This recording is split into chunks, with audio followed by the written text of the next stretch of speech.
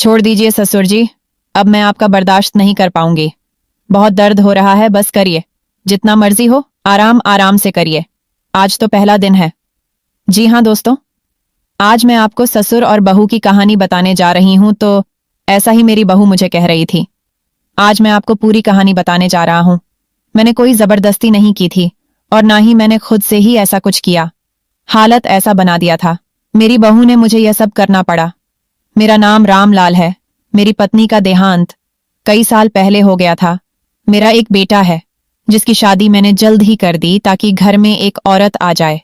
घर में एक औरत का रहना कितना जरूरी है, इस वजह से मैंने अपनी बेटे की शादी नीलम से कर दी। नीलम को मैंने पसंद इसलिए किया था क्योंकि वह बहुत ही खूबसूरत और अच्छे खानदान से थी। मुझे ऐसी ही बहू चाहिए थी जो नीलम के रूप में मेरे घर में आ गई। मेरा बेटा पुलिस शादी के 1 महीना पहले छुट्टी लेकर आया हुआ था। शादी में ज्यादा मेहमान नहीं आए थे, जो कि यह शादी कोर्ट मैरिज थी।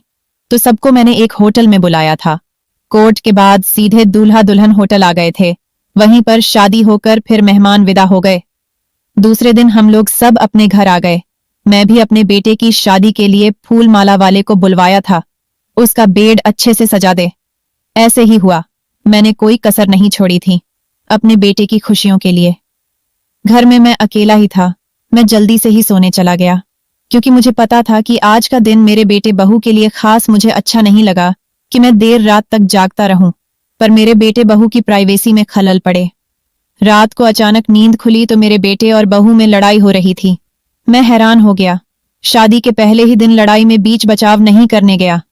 मुझे लगा खुद ही ये दोनों अपने आप को ठीक कर लेंगे, पर ऐसा नहीं हुआ।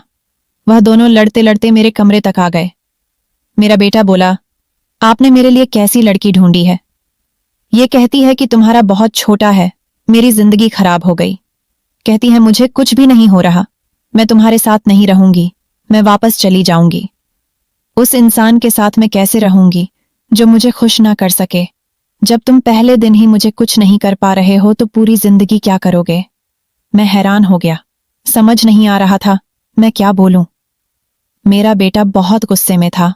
दोनों एक दूसरे के ऊपर चढ़ रहे थे। मैं समझ नहीं पा रहा था कि लड़की जो पहली बार बहू बनकर आई है, और उसका यह रूप देखकर मुझे बहुत गुस्सा आने लगा था। मैं अपने बेटे को बोला, सब ठीक हो जाएगा, और बहू को भी बोला, सब ठीक हो जाएगा।